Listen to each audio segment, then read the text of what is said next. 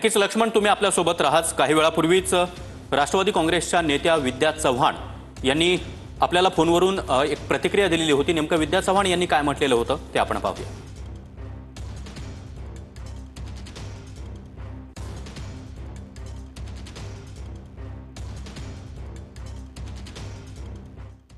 Political एक त्रास देण्याचा प्रकार आहे, दुसरं काही नाही। की तुम्ही जर आमच्या विरोधात बोललं तर आम्ही तुम्हाला तुमच्या घरातल्या लोकांना त्रास देऊ। आता रोहिणी त्यांचे मुलं लहान आहेत, त्यामुळे त्यांच्यावर काही करता येत नाही आणि म्हणून त्यांच्या पतीला कुठेतरी पार्टी चालू आहे असं करून हा त्रास देण्यात आलेला आहे। अशा प्रकारच्या पार्ट्या अनेक ठिकाणी चालू असतात, पण तिथे कुठे रेव पार्टी म्हणून किंवा काहीतरी वेगळं आहे म्हणून कुठे अटक झालेली आपल्याला दिसत नाही। परंतु राजकारणामध्ये हा विरोधकांना त्रास देण्याचा हा एक नवीन प्रकार यांचा सुरू झालेला आहे।